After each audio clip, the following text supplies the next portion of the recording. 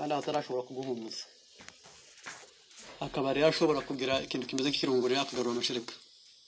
Kabiri nuko umwonsa muri kino gihe abantu benshi cyane bakunda kwicara ku ntebe, wonsa umwana wese aregama, yarangiza umwana agakurura ntabuganizwa ibere mu kanwa.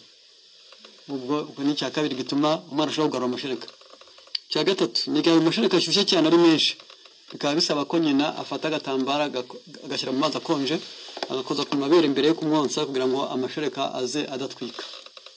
Ngo kuko bigenda iyo bikomeje ibi byose wabigenzuye ugomba kureba ko afite igihori kinini kuko bishobora gutuma atagira. Icyo gihe rero bamuha akayiko ka erayo ari konka kugira ngo igifu cye gituze.